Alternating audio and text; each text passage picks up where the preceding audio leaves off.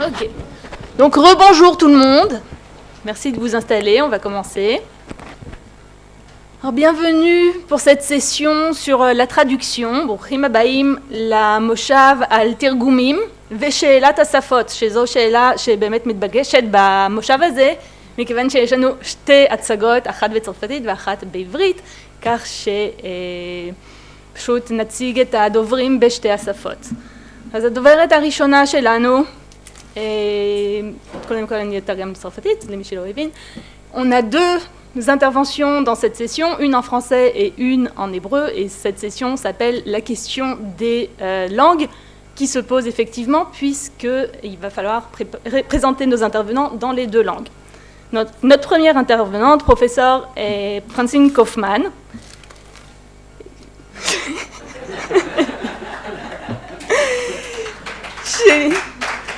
אשר לימדה בבר אילן משנת 1974 עד שנת 2011 ועמדה בראש המחלקה לתרבות וחקר התרבות פעמיים.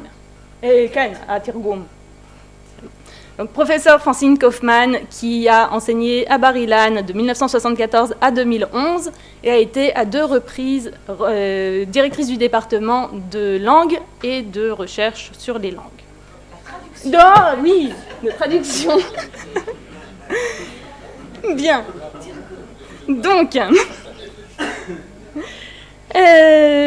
son intervention d'aujourd'hui portera sur la place de l'hébreu et de la traduction dans l'œuvre et la pensée d'André Neher. מקומה של השפה העברית ביצירתו וחשיבתו של אנדרי נהר. בבקשה. D'accord. Alors, je voudrais parler de la traduction et de la place de l'hébreu dans l'œuvre et même la vie d'André Neher.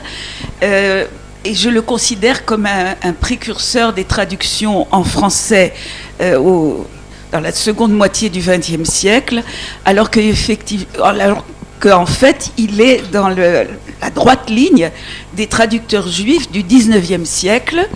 Le premier étant Samuel Cahen en 1830, qui traduit l'intégralité de la Bible hébraïque à partir de l'hébreu. Il est suivi uniquement pour le Pentateuque, le Cantique des Cantiques et encore un ou deux livres par le grand rabbin Louis Vogt, qui est un véritable intellectuel qui connaît très bien les langues et qui traduit dans un très bon français. Et ensuite par Alexandre Weil, à la fin du XIXe siècle, qui vient d'Allemagne, mais qui est aussi un journaliste, mais ensuite un écrivain, un nouvelliste, un ami de Hugo, de Nerval, et qui est, je peux le dire, le premier poète traducteur juif de la Bible. Et puis, il y a la traduction du rabbinat français en 1899 et 1905, je crois, il y a 2 volumes, et trou dans la traduction juive jusqu'à Edmond Flegg, qui va traduire la Bible, suivi par Méchonique, Chouraki et d'autres.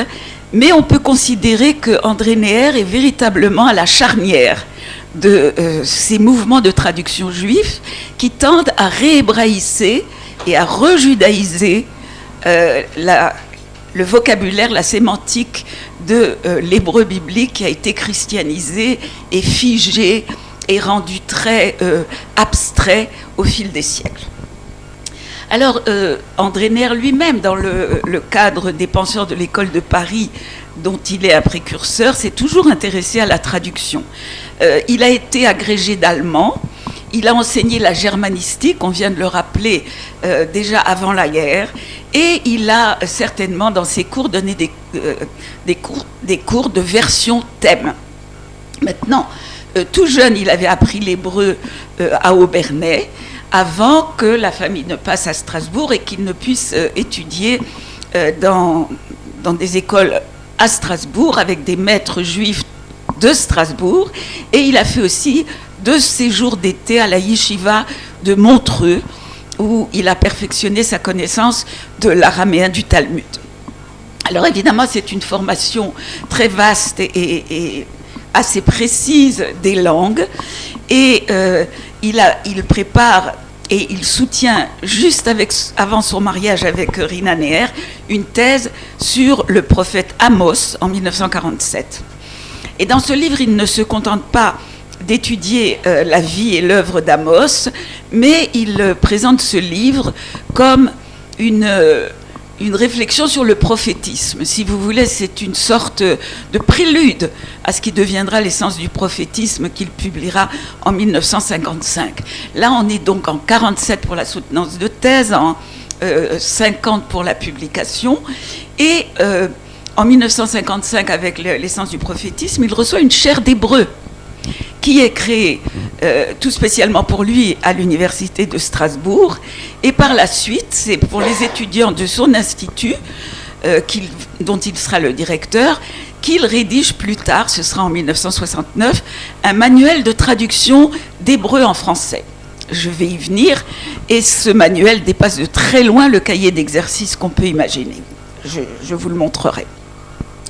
Quand il vit en Israël, il est un des seuls maîtres de l'école de Paris à publier un livre directement écrit en hébreu qui s'appelle Uvechol Zot, chez Rubin Mas, en 1977. Alors la plupart des textes hébraïques sont repris de revues israéliennes, où il a publié en hébreu. D'autres textes de Uvechol Zot sont des traductions d'articles qu'il avait d'abord rédigés en français. Je sais que Manitou, puisque j'ai dans mes archives quelques textes, a également publié en hébreu quelques articles dans la presse israélienne. Mais franchement, pour l'école de Paris, les gens écrivent en français. Revenons à son œuvre biblique. Son premier livre, donc Amos, contribution à l'étude du prophétisme, vous voyez, c'est vraiment un prélude à l'essence du prophétisme, paraît en 1950 à la librairie philosophique Vrin. Donc pas une édition biblique, mais philosophique.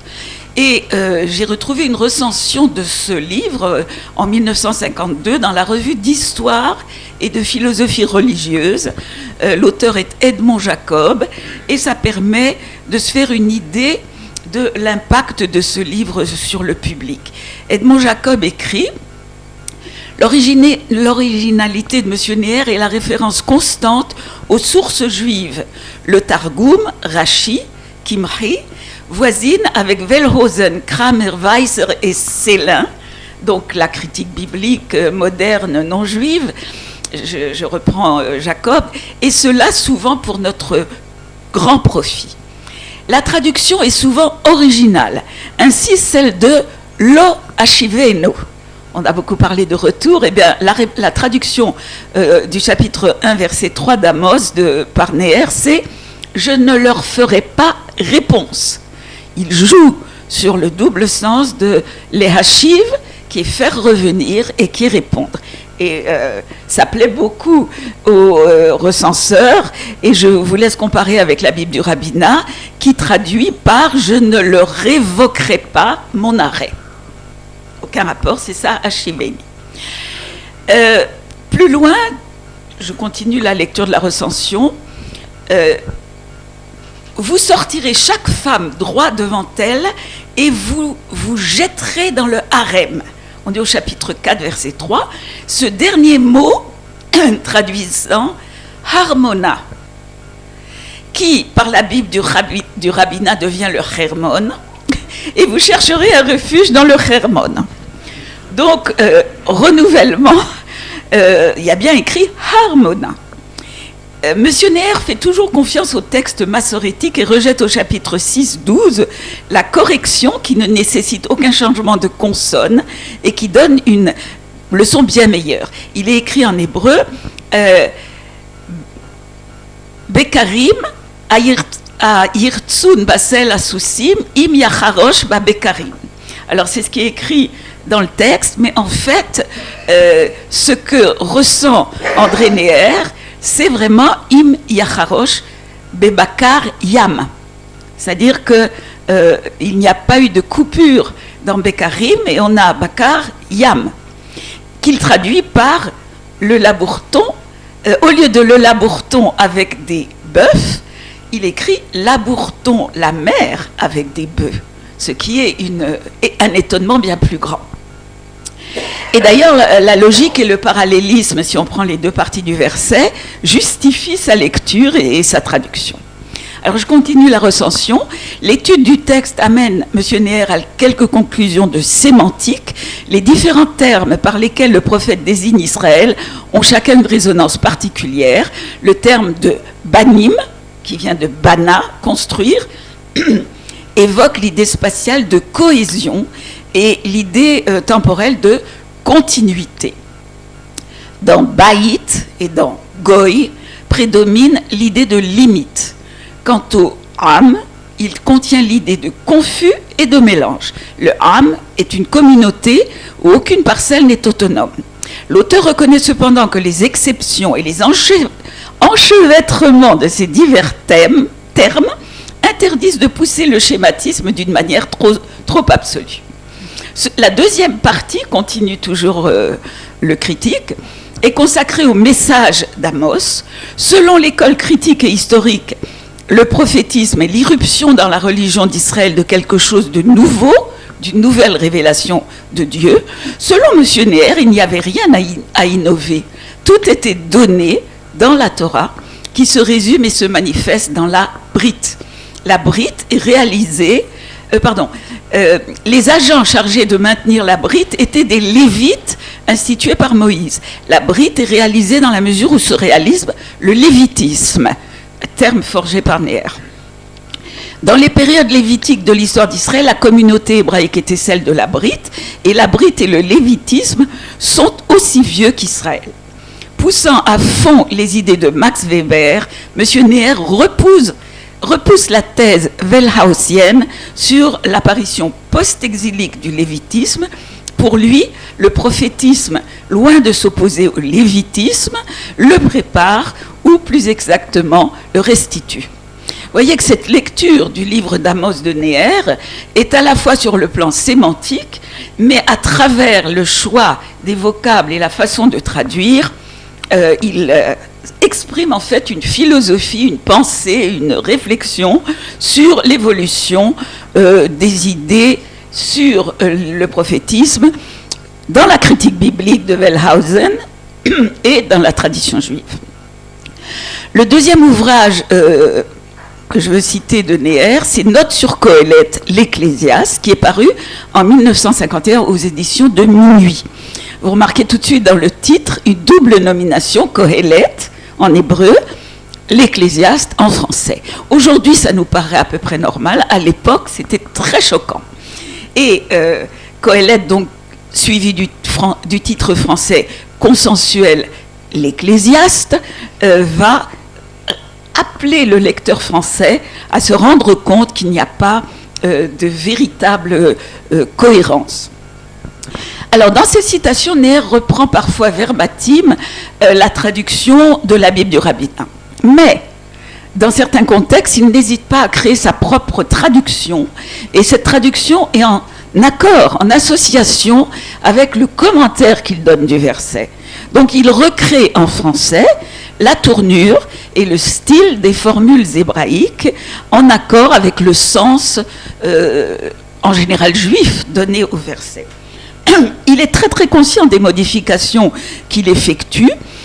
En 1978, dans le livre qu'on a déjà évoqué dans la séance précédente, il confie à Victor Malka sa difficulté à trouver des traducteurs de son œuvre.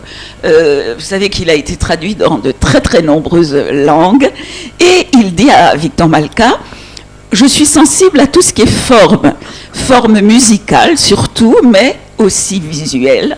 Et je crois que mon œuvre n'est pas marquée seulement au coin de l'éthique, mais qu'elle exprime aussi une recherche esthétique. » C'est une des choses qui me rend difficile le problème de la traduction de mes livres, car il est très rare de trouver un traducteur qui puisse rendre le contenu d'une pensée philosophique quand elle s'exprime dans un style très personnel. Ah, c'est vraiment fondamental. Ces commentaires bibliques sont en même temps une réflexion philosophique et personnelle. Alors, grâce à Rina Neher, qui m'avait confié une lettre très révélatrice sur la traduction, une lettre adressée par Neher en octobre 64 à 2 traductrices en hébreu d'un projet de traduction de notes sur Qohélet en hébreu, livre qui n'a jamais paru. D'ailleurs, petite digression, la correspondance d'André Neher avait été mise en forme par Rina Neher, et cela fait au moins 15 ans que je travaille en cherchant comment la faire publier, et enfin une solution a été trouvée avec l'accord de la Fondation Neher, mais cette correspondance va paraître en ligne sur le site du judaïsme d'Alsace et de Lorraine avec un moteur de recherche. Enfin, il paraît que c'est moderne et que c'est beaucoup mieux qu'un livre. Donc ça va paraître. Et cette lettre se trouvera dans la correspondance. Alors, André Neher, qui souligne certains mots, je vous le dirai, écrit à ces 2 traductrices. Je n'insiste pas sur l'importance de certains soulignés termes philosophiques pour lesquels il faudra évidemment trouver les traductions les plus appropriées.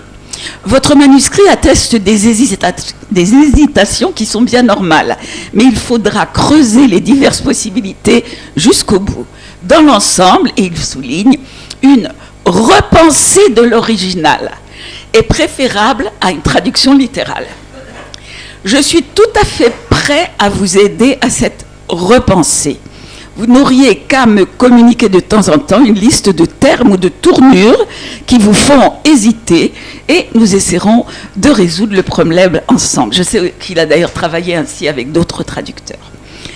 Deuxièmement, il écrit vraiment premièrement, deuxièmement, et il souligne, paraphrase des versets bibliques pose un difficile problème de traduction. Parfois, je maintiens dans la paraphrase le terme même du verset biblique. Et, il cite sa répétition du terme haine et dégoût. C'est-à-dire il garde et il fait une paraphrase de la structure de l'hébreu. Il continue. Parfois, j'invente dans la paraphrase, par exemple, le non-être. Il emploie non-être pour celui qui n'a jamais encore été.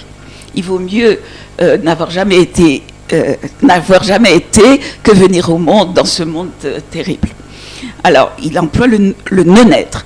Parfois encore, j'invente dans ma traduction française du verset, et il cite comme exemple le temps destin et le temps fatal. Donc, on est entre traduction et pensée. Dans un autre verset, donc Neher traduit en respectant la répétition du verbe lisno, qui en hébreu veut dire haïr. Et ça, c'est pour la haine. Vesaneti et achayim kira alai hamaase, et plus loin, Vesaneti ani et kol amali. Et ça donne, alors je pris la vie en haine, et je pris en haine toute la vie que je peinais. Vous voyez qu'il reprend la structure et le souffle hébraïque. Ah, c'est pas possible. Bon, ben, je m'arrêterai au milieu. Comme il l'explique à ses traductrices, il n'a pas paraphrasé la formule biblique, et il souligne son invention verbale en encourageant ses traductrices à être inventives comme lui. Et je cite un commentaire dans lequel, en fait, il introduit les termes philosophiques, non seulement du non-être, mais de l'être et du néant, en citant Job. Et je cite son commentaire, « La vie est objet de haine puis objet de dégoût, elle empêche la mort d'être néant suprême, mieux vaut ce qui n'a jamais été vécu, le non-être immaculé. » Vous voyez, entre le commentaire et la traduction, il y a un lien très précis. Et il continue ses conseils. Il paraît évident que dans les 2 premiers cas, la première tentation du traducteur, c'est d'être fidèle et de copier ma propre méthode.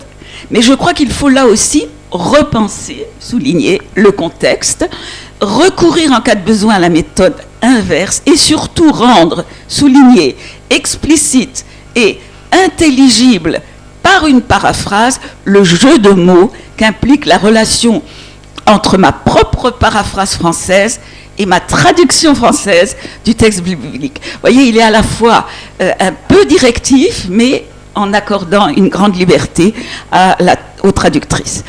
Dans le 3e cas, cette liberté devient une exigence dans l'invention. comme vous n'êtes pas appelé à traduire les versets, c'est-à-dire on est du français vers l'hébreu, donc elles doivent reprendre les versets, et il dit vous n'êtes pas appelé à les traduire, mais à les reproduire littéralement. Il faut absolument, par une paraphrase plutôt que par une note, expliquer la nuance que je mets dans ma traduction, et qui peut ne pas apparaître dans ce qui n'est chez vous qu'une citation. Donc il faut que les traductrices donnent l'hébreu original, tout en ajoutant, en glose ou autre, il dit d'ailleurs, il faut introduire sous une forme ou sur une autre les notions et les termes que j'emploie, et il donne un passage, qui sont pega, ra'a, goral, tsava. Et il les commente, donc les traductrices doivent citer et en même temps montrer le changement effectué par Neher. Et il ajoute, sans parler de hasard souligné, sans encore annoter la notion de destin et celle de fatalité. Fin de citation. J'ai repris le verset, j'ai remarqué que Neher traduit le terme micré, qui revient plusieurs fois dans le chapitre 3 de Qoéleth, et qu'il traduit par hasard, puisque l'ikrot veut dire arriver, se produire, et en hébreu moderne on dit bien bémikré, pour dire par hasard. En revanche, la Bible du rabbinat emploie successivement, dans les 4 occurrences où il y a mikré en hébreu, les termes destinés, condition, accident et sort. Et Neher veut éviter, sans que les traducteurs veulent éviter la répétition d'un même mot, alors que lui, Neher, conserve délibérément partout la traduction de mikré, et il traduit par hasard, ce mâché coré. Et donc il explique à ses traductrices qu'elles doivent que plus tard il va introduire la notion de destin puis de fatalité, mais pas ici. Et donc il distingue le destin, concept qui traduit une mystérieuse énigme abstraite et lointaine, de celui de mikré, qui est un obstacle, mais un obstacle concret et inattendu sur la route de l'existence. Alors on me dit que j'ai fini, j'ai 2 lignes de la lettre et j'abandonne tout le reste, et vous ne savez pas ce que vous manquez. Un détail technique, dit-il, les versets ne doivent être cités que dans le fragment indispensable au commentaire. Ici, il faut être fidèle, scrupuleusement, alors que par ailleurs, je vous invite à une grande liberté créatrice. Et dans une lettre suivante, il remarque la différence entre les 2 traductions, et il dit qu'il y a une traduction plus coulante et une autre plus rigide, et il dit « J'ai l'impression que vous pourriez arriver assez facilement à une coordination stylistique ». Je suis obligée de m'arrêter là, mais je pense que dans ses conseils, vous ressentez son approche de la traduction.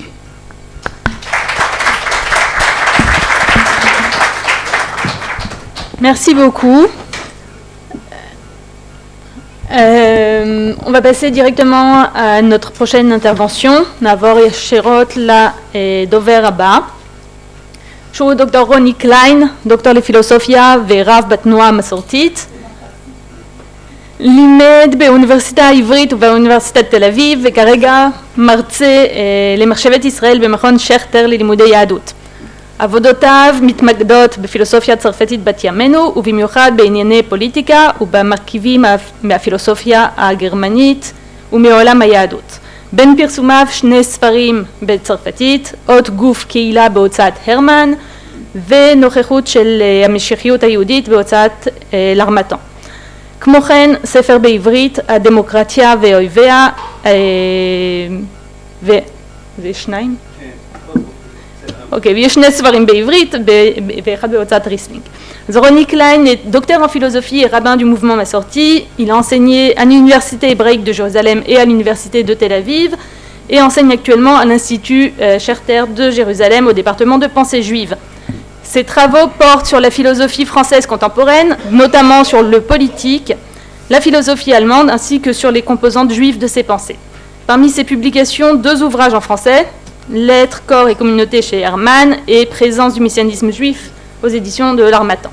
Il a également publié 2 ouvrages en hébreu aux éditions Riesling. Notre intervention d'aujourd'hui, Agigim al Sefer Galut Adibur והערות של המתרגם.